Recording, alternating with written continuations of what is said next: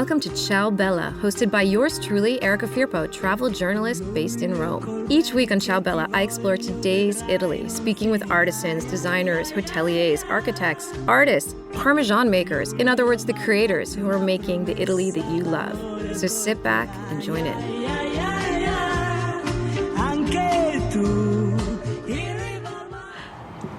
Hi, and welcome back to Ciao Bella. This is Erica, and today I am in my hometown of Rome by Piazza del Popolo, and I am at Artisanal Cornucopia with Elif Sallorenzo. Hi, Elif, how are you? Good morning. Lovely to be here. Well, I'm glad I finally caught you. I feel like we've been two ships, passing in the wind, as they say, and I finally pinned you down, even though, to be honest, I think it's my fault because I usually come by here, as I was saying to you earlier, at 8 o'clock in the morning when I drop my daughter off. Well, I try to open by 10 o'clock sort of, but yes, in the morning, I'm obviously running around getting kids ready, and hence the store. Unfortunately, it doesn't open at 8.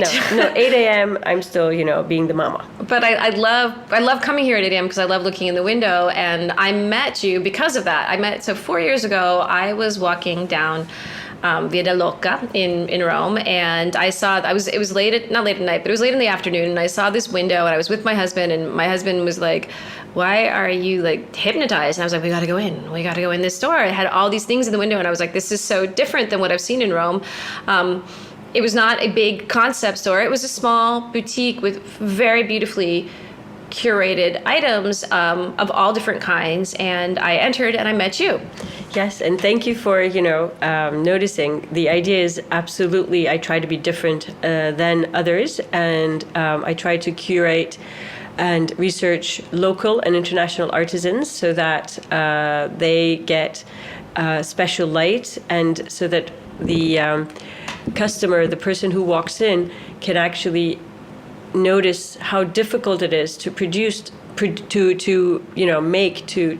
develop the skills and the craftsmanship required to produce, to make a product that has a bit of soul and something a little different, a story, something to convey. Well, I think that I got just looking in the window, and that also when I started talking to you, because every single item in this store is curated because of your personal relationships, because of your passions, because of just things you like, and you brought them in. But more importantly, what I've noticed in my morning ventures when I come by at 8 o'clock is that it's not always the same. There's a lot of change. There's an evolution.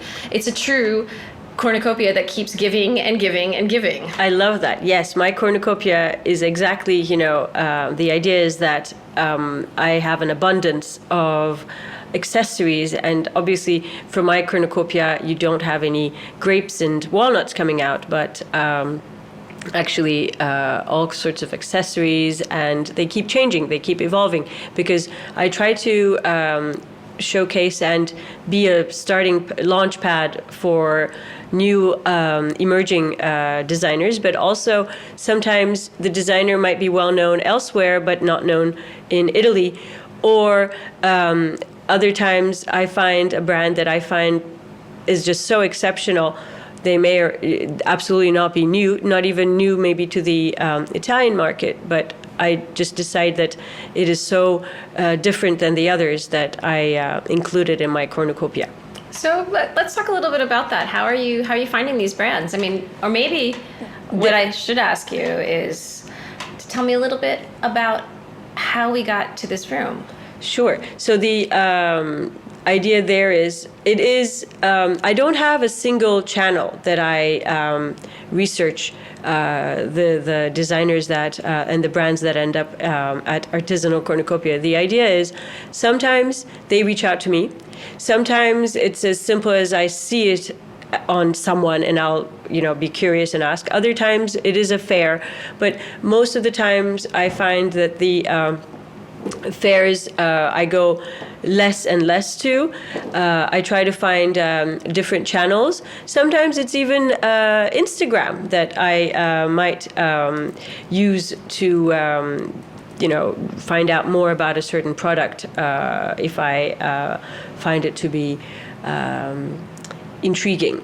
So I've done a lot of collaborations. I've done collaborations even with Alta Roma, Road to Style. Alta Roma, just for everybody to know, we want to tell people about what that is. Alta Roma is the fashion body group in Rome that absolutely tries to support emerging artisans or other designers that deserve recognition. So, for example, together with Vogue, they'll do Vogue Who's On Next, and they'll do this in Rome and in Milan. So they have a strong communication channel to get the word out there about who is worth noticing. So we've done different collaborations as the Road to Style, as Via del Loca, Via della Pena, and we try to do also oftentimes Christmas events together as a whole, as one street, one body. That I think makes our message a lot stronger, because we are a street of artisans, and I think we all complement each other with the various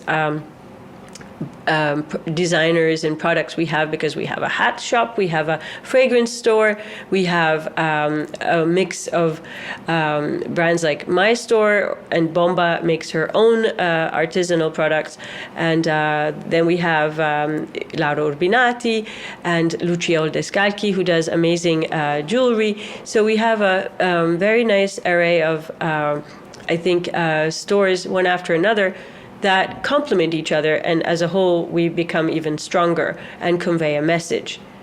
And as such, we've become an association and have adopted a garden. Well, and I was laughing so hard because my husband, I told you this, we frequently walk by there and say, this is such a great garden. It's such a waste that it's not open. Yes, thanks to Hotel Locarno, another favorite place of mine that happens to be on the street, and I'm a local at Locarno, so I love it when we take initiatives together. So she's the brainchild of this, adopting this garden, and we have a lot of work to do, and we're really looking forward to doing it, because it is this beautiful secret garden, if you will, right behind Piazza del Popolo. And now we will be able to, once we plant flowers and other plants, we will be and clean it up. We will be able to make use of it and enjoy it as a community. I'm so happy to hear that, because I think that's an identity of Rome that exists, but we rarely see it, that these neighborhoods or these streets associations that are getting together, and I think we see so much press on, Rome isn't clean or Rome is over touristy, and we don't see enough about these neighborhood groups that are getting together saying, hey, listen, we've always valued our street, we've always valued this neighborhood, and this is what we do to show it. Please come and enjoy it. Absolutely. I think it's very important to sort of offer a solution as opposed to just complain. And I love that we are able to offer something as well, instead of just complaining about, how inefficiently run the garbage collection is, or how dirty the streets are, or whatever else we find wrong with Rome. So I love that we're actually going to contribute positively. I think as they say, Rome absolutely wasn't built in a day, and it is a large city with a lot of history, and that's what makes it magical, but it also makes it difficult in other ways. So I think if we all do our part, we can see change, and it will be a quick and positive change if everybody does their part in their own neighborhoods, because that's where it always starts. Okay, I like that, and I might quote you on that. Love it. So I'm going to give everybody another visual reference of where we are. So if you've been to Rome, you know that there are several major piazzas, and the biggest is Piazza del Popolo. It's a big oval-shaped piazza with an obelisk in the center, and radiating out from it are three streets. Via del Babbuino, which everybody knows is the posh shopping street. Via del Corso, which runs a kilometer down, and it actually takes you right to the original center of the city, Piazza Venezia. And then Via di Ripetta, which is my personal favorite. It's a little bit quieter of a street, but it is still one of the three main streets in this little trident, Yes. and it's Octopus, as I call it. and it's with three historic legs. because it's this neighborhood went through in the late Renaissance and in the Baroque period. It too was urbanized and beautified and restructured, and a lot of artisans lived here.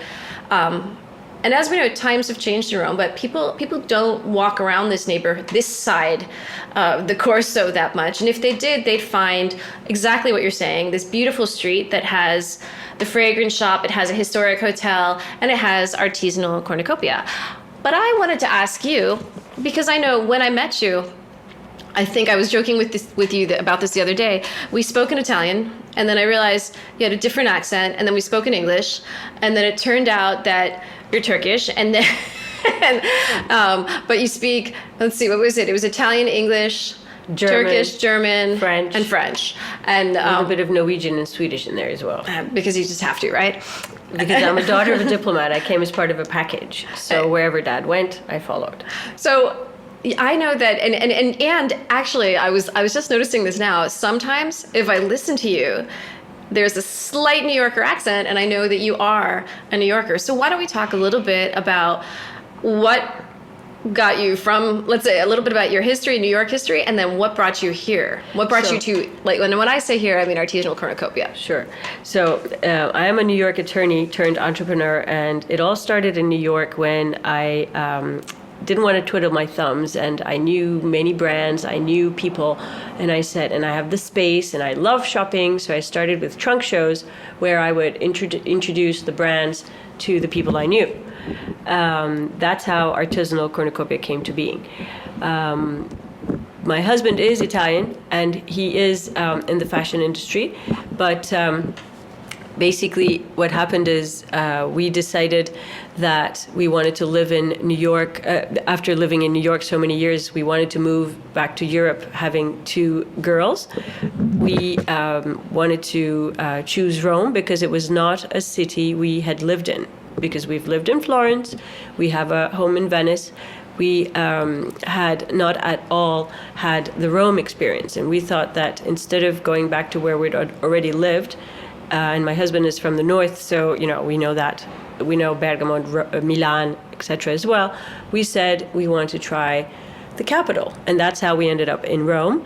And it was just a natural next step for me to open a store where we were, and I thought that Rome was a good place, and I wanted it to be in the historic center. So that's how we ended up here. So you were doing trunk shows in New York. Were you doing trunk shows in Bergamo as well, or like were the trunk shows always following you? Yes, I basically did trunk shows in New York. Then I opened a test store in Bergamo in a art space, because basically having family in Bergamo, I reached out to them. They are an art gallery of sorts, and they had a space that they really weren't using. So I became a shop-in-shop to see, and that's how the art entered Artisanal Cornucopia, to see, if this concept could work in Italy. And from there, when we moved to, Rome, that's how, I turned into a full-fledged store. Other than that, I have e-commerce now. So, I have many channels I still need to grow. I'm entering my 4th year now as a brick, real store. But e-commerce is extremely important for me to have a more global outreach. But I do want to have my e-commerce that's not, connected to another larger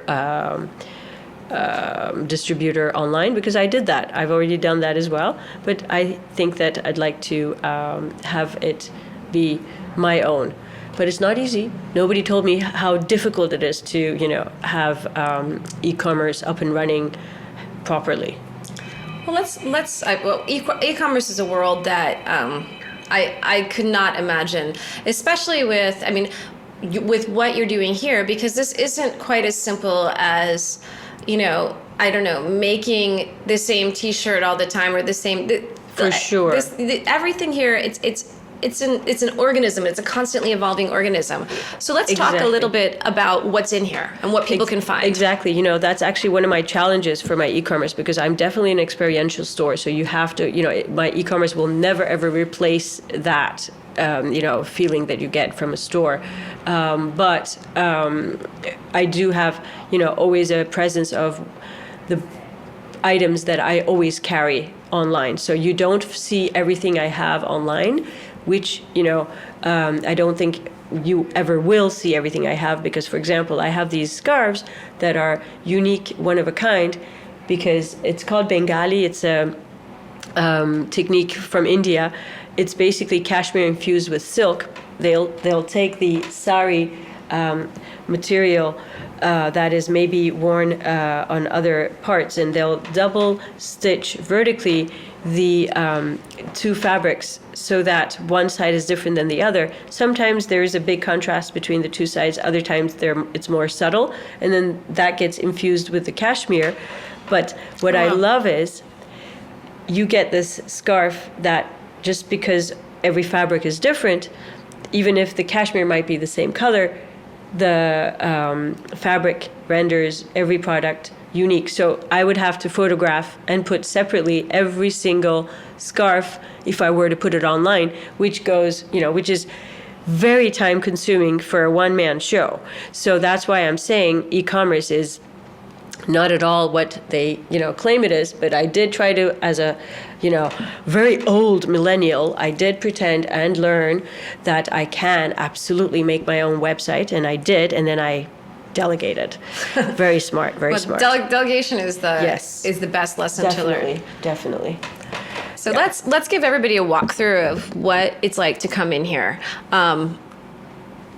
You walk in, and I'm having a little hard time with this. Well, you'll hear a bell. Okay, let's do it. Let's give everyone the simulation of walking in. So the idea here is, the idea is the minute you enter Artisanal Cornucopia, I hope that your eye catches whether it's the bijou or the fragrances or an article for the season, like a scarf or a coat or shoes or artisan sneakers. The idea is everything has a story.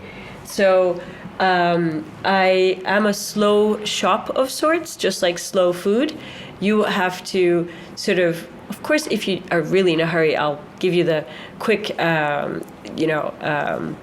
service as well. But the idea is I would like you to take your time a little and to hear about what's different about the product that's, in front of you. And I promise you that every product is here for a reason.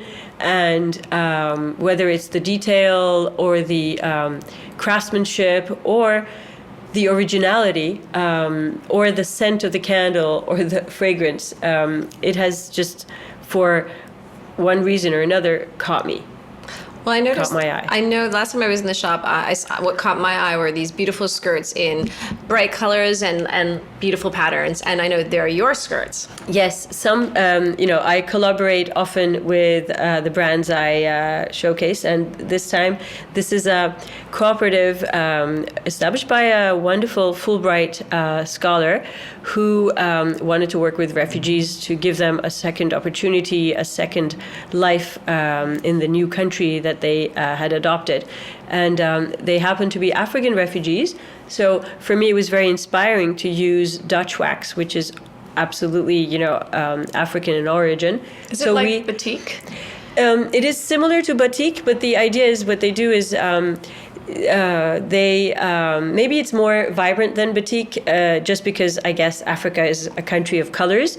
The idea is they will use floral or big patterns, and in order for the fabric to be more resistant, there is a Dutch, well, that's why it's called Dutch wax. There is basically a wax layer that is applied. So before you start working with the fabric, you actually wash it so that it becomes softer and more workable.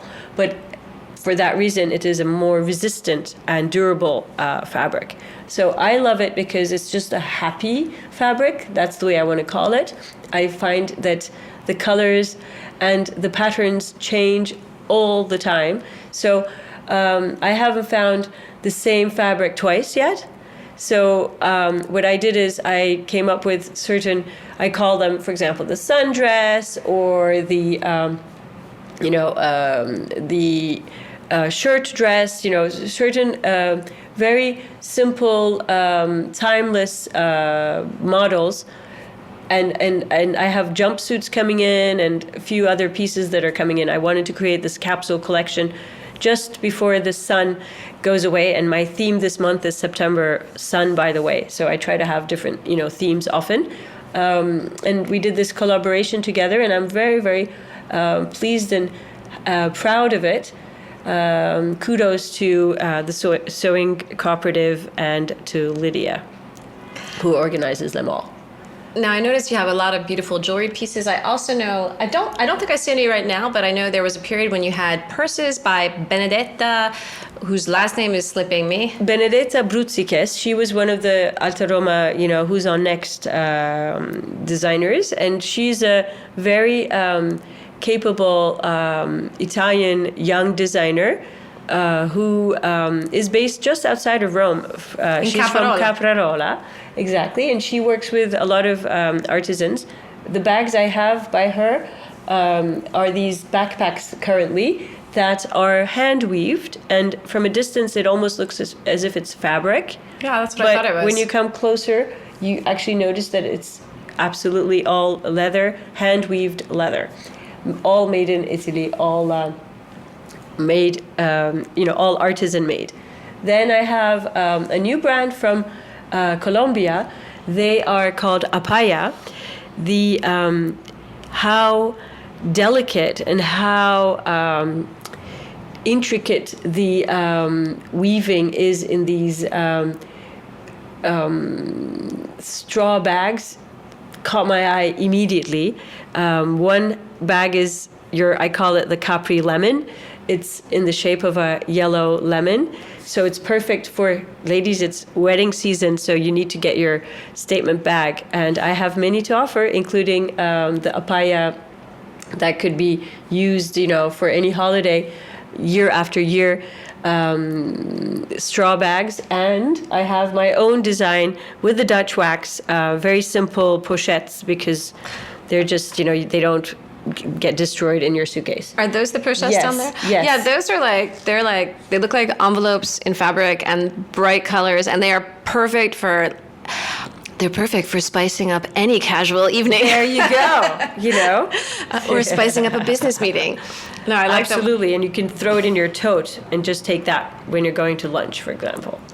When you walk in here, there's also there's a display box, and is it Waterford? What is it? Watermint. Are they pens? And exactly. This was an original display case, a vitrine, from the 30s, maybe 40s, and I just love it. I think it's just one of my favorite items that I use as one of the store furniture. What I did, just to let you know, given the fact that this concept started as a trunk show, when I was designing the store, I wanted a homey feeling from the store. I wanted the store to emit a welcoming feeling, not a regular store. So I actually did that in two ways. One, I used home furniture that I actually had. So I was very smart. Instead of putting it in storage, I actually put my furniture that I wasn't currently using to good use, and was a business savvy decision. But also, it communicated this message that this was more of a home than a store. And I hope that gave it a feeling of a welcoming atmosphere, and not where they attack you and say, hello, can I help you, when you enter the store. I try not to do that, and I think that's very important. Well, I think, what I noticed was that you have a lot of really beautiful things, and things that... Thank you. That I think would be, in a different setting, would be intimidating. And, if it's if the space was, there is something very comforting about coming in here, and I'm looking at these beautiful perfumes, and I don't feel like I'm about to break anything. I do not want to give that feeling. I do want to absolutely. That would be a no-no for me. You have to not be afraid to touch, feel, ask to, or want to smell a fragrance. That is exactly the atmosphere that I'm trying to create. Talking about fragrances, which, given the fact that I'm a bit of I really am a fan of, and I have a passion for fragrances. I've tried to put together a very different collection of fragrances, and they usually come to me before they are distributed elsewhere. So I am a little bit ahead of the curve, and I like that, so that I'm able to present something before everybody else has it. But most of the time, because they're artisan fragrances, chances are, even if they'll become well known, there will be very few connoisseurs that will be using the same fragrance. So one of them is Extrait d'Atelier, which is an Italian Veneto-based brand. Basically, there she wanted to for her, it was very important to do an homage to the crafts that are, the usual classic crafts, like the couturier or the jeweler or the ceramist and the gardener. They're the two recent additions. And the shoemaker, which is a more masculine, resinous and leathery fragrance. But all of them are genderless, so you can, it is for him or her. She did not want to distinguish. I know that she researched for years before the product came into being. I like also the packaging. I like everything about her story and her vision. Then I have a line called Soul Couture from Florence. Well, the nose is from Florence, and then the investment comes from Bologna. Again, they used products and essences of the highest quality. For example, iris. The real iris is light in color and not so dark. And they have one that almost smells like a woodsy lipstick, if you will. And there again, it's genderless, but there are fragrances that are more masculine and other ones that are more floral, like tuberose. And then there's a fil rouge, which I think is very nice because no way can you pinpoint if it's meant to be for her or him. So nobody has to fight over whose fragrance it is. You can share. So how much? I'm curious. What is the evolution like in here? Is there a lot of change? Is it something that's monthly, or is it a slow and very subtle? Because I know that I know that people have launched from you. I know that you're constantly finding new designers. I know that also there's your line. There are designers that you constantly have as well. So I'm trying to get an idea. Yes, designers sometimes, make it and they stay. Like, for example, Anna and Alex or Giulia Barella. These are amongst my local artisans. They are my two big jewelry brands. And there's also Coro. I love their, inspiration is always the architect, the monuments of Rome and other places. But I have only the Rome selection just because I find that fits my store. But they are, again, one of my local artisans. And then I have international artisans like the Colombian Susu Wayu crocheted bags to Spanish Sespardeñas or the cashmere, as I was mentioning before, or the Cetina Bucca Sicilian Atelier or Lodenthal coats. I have Misela from Istanbul. I have Rumisu, another Turkish brand who makes amazing scarves. I mean, when was the last time you were excited about a scarf?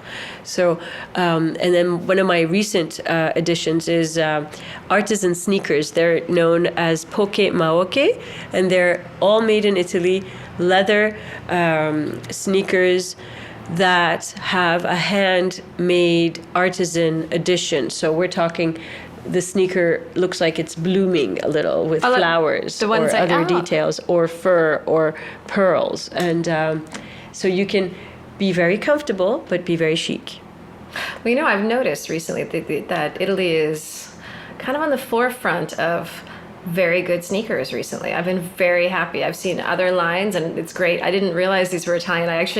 I wouldn't have known that unless you told me, which is the whole point of coming in here. That's right. It's the stories that we're finding. And we have the winter version as well, which are more booties, sort of like the ones I just saw over here? Exactly. And those are, very fun for when you need to have for cold weather, toasty shoes, mountain or for my next family ski trip, because I just told you I'd become a skier. I love it. Dolomites is where That's where it's at. So absolutely, food and skiing, that's where we go. So actually I want to bring it back to Rome for a second and just talk about where it's at, in the sense that you are an incredible tastemaker. You have such a great eye. You probably are a buon gustaio, which means to everybody else that you are great with eating. Blushing. And I would love to know some of the places that you would suggest that are your kind of Elif's places to see or get inspired or eat, or that you go to in Rome, or that you would suggest. So if you being an aperitivo lover, I'm going to start with that. My favorite at the moment is the terrace of Hotel de la Ville. Excellent near view. the Spanish Steps, just above Hasler. So you just go above the Spanish Steps and to the right. The view is amazing, because not only do they have multiple terraces, it's just a new view because the hotel recently opened. So they are offering this view that wasn't available for, I want to say, decades. Correct me if I'm wrong. I'm not sure, how long, but it's just wonderful to have that level building, that level view, once again. So I love De La Ville for the cocktails and the view, and would recommend it with my eyes closed. Another place I love for dinner, I'm going to go to another part of town, always in the historic center. It's called Amatriciana. It's across the street and nearby the Hotel de la Opera, not hotel, excuse me, across the street from the theater and opera, ballet of Rome. Pizza, I would say Buffetto. Because you're a Buffetto person. Because I like the atmosphere there, and I am going to admit that I discovered it very, very late, in my... it wasn't one of my first places. I finally managed to go there after years, and I really like it. I really enjoyed it. Now, you mentioned that recently you've been walking around Villa Sciarra. And then, exactly, one of the things I love doing is walking around Rome, because there's history everywhere. We were just talking yesterday that, for example, Ponte Milvio, and I never looked at Ponte Milvio like that, is where Constantine lost the battle and then went to Byzantium, and that's where it happened. It's one of these things that, Ponte Milvio today is just hustling, bustling, lots of bars and shops and That's Constantine. Teenagers going nuts, that's Ponte Milvio. So I find that historic and just so everybody knows, that gives it a different That flavor. was Constantine coming into Rome, defeating Maxentius in 313 AD. Thank you. So no, husbands give me the details. Husbands Exactly. and archaeologists, because every time we go there, my husband, it's busy. There's a cafe that I really love that I have to get these little treats from. Mondi, I don't know if you know it. And it's so busy and crazy, and my husband always pauses and he's like, "This is the bridge. This is the bridge. This is where it all happened in 313 AD." So I know it very well now because I hear it. You hardly notice the bridge. So it's crazy, So this is what you have to notice when you're in Rome, the history there. For example, we were walking around on I guess it's called the Promenade of Gianicolo. Mm-hmm. And,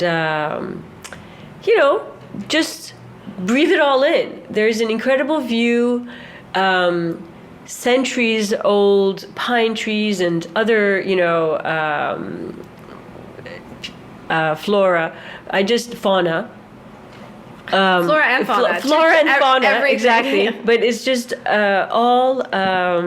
There is so much history and beauty, and sometimes we just walk and not even notice these things. So I'm trying to now be conscious and walk around looking for history. Well, I think you're lucky because you have Oscar. Yes, my Labrador, who loves walking, and just as long as he's with us, he's happy. So yes, that gives me a lot of opportunity to discover the rest of, discover Rome, because I think it will never end. I think you can discover something new everywhere you go. I also love, for example, Ghetto. I think the restaurants there, I can tell you, maybe every restaurant there is yummy, from Piperno, which is more old school, to Nonna Betta, to the fish restaurant, which is escaping my mind. There are two across the street from each other. But not on the big strip. You're talking about the one by Piazza Margana. Is that possible? It's on the same street as Nonna Betta, if I'm not wrong. Oh, there's a fish restaurant. There are two fish restaurants across the street from each other. Oh. And they both, one has, I have to say, it's looking too white and the lights are too light. And then the other one looks dark, but I know that they're both really good. So if you want to go for food, a good fish, restaurant, those two, although the name is escaping me, but you just might be able to understand by this description. Are there any museums or galleries that you like to go to for inspiration? Yesterday, I went to Villa Giulia. The Etruscan Loved Museum. everything. Yes. Loved, couldn't stop taking pictures. If you go on my Instagram right now, you'll just, on my feed, Mm-hmm. or story. On my story. Said it wrong. Sorry. On my story, you'll see, 20 shots. Every single piece was inspired. Artisanal Cornucopia? Yes. So on Artisanal Cornucopia? Is that the Instagram? Instagram is Artisanal Cornucopia, and oh my God, I couldn't stop taking pictures because every piece was so detailed and so intricate. I loved it. I'm gonna send you a link to Darius, my husband's little series that he's done, because I look forward to that. He did a whole thing in Villa Giulia. We love Villa Giulia. I didn't know that. I've been trying to go there since ages. Nobody else knows because I'm not supposed to tell anyone. Okay. But I'm going to tell you. Lips are sealed until, we are authorized. Exactly. But until this comes out live. It was great catching up with you. And thank you. I can't wait to come. You said around Christmas time, the whole neighborhood does an event? Is that what it does? That's right. We come together as a street. So we look forward to welcoming everyone come holiday season. And we every year have a different theme. And I look forward to, welcome you all when you're ready to get into the holiday spirit. Or at least we'll help you get into it. I think you would do a great job with that. I can't wait. Well, I'll come by. Thank you. I'll be coming by in the mornings at 8, and then I'll try to come by a little bit later to get coffee with you next time. I would love that. Thanks for being with me. Thank you for having me. Thank you. Hey, Ciao Bella listeners. Want to see more of Artisanal Cornucopia? Visit the website artisanalcornucopia.com. artisanalcornucopia.com. Catch you on the next episode. Thanks for listening to this week's episode of Ciao Bella. You can find all my episodes on iTunes, and if you have time, subscribe, rate, and let me know your thoughts on the podcast. You can also be part of the podcast by donating. Find Ciao Bella on patreon.com, where with as little as $1, you get behind-the-scenes photos and videos as I travel all throughout Italy. To learn more about me and my work, go to my website, ericafirpo.com, and follow my Italy adventures on Instagram at ericafirpo. Ciao Bella! And a very big thank you and hug to Massimiliano Yonta and Disc to Disc Studios, the producers of Ciao Bella, who continue to make me sound and feel great.